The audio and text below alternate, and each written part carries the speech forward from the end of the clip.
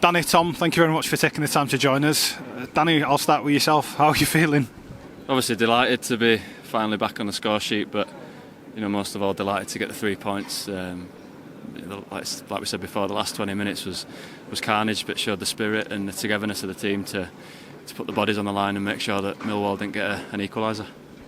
Tom, that was a clean sheet as well. That was vitally important. That was an absolute battle out there. Yeah, it was, and I think everybody to a man did their job. Obviously the way that we play now, it puts a lot of responsibility on each man sticking with their man and getting the better of the duel, and I think all over the pitch people did that. We've shown, Tom, in the past few weeks, I think that we're starting to get used to what Neil's after and the type of football we're trying to play. I think today kind of proved that, didn't it?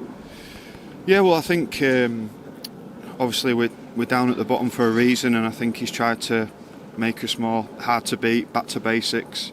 And coming here today, it's kind of one of those places where you kind of have to do that and roll up your sleeves and just have a right go, and I think that we did that today. It wasn't pretty, it wasn't probably one for a football purist to come and watch, but it's absolutely vital for us because we were desperate to get 3 points.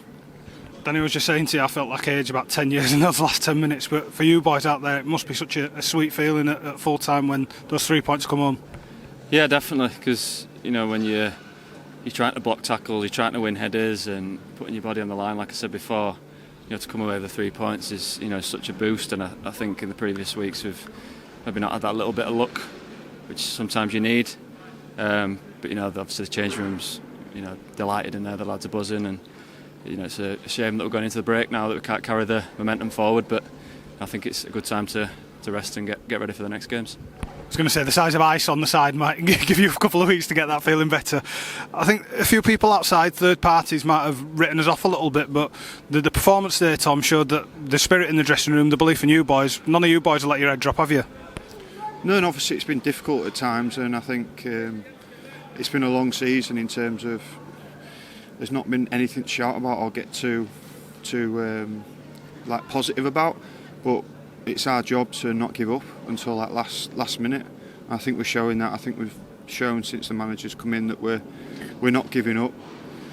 Obviously, some performances have been poor, where we've shipped a lot of goals recently. But I think all we can do is just keep doing what we've done today and just show people that we're still going and we're still trying to get out of this situation. I'm not sure of the scores now, but we'll have to go and see what the scores are, and hopefully it can give us something to attack now after the international break.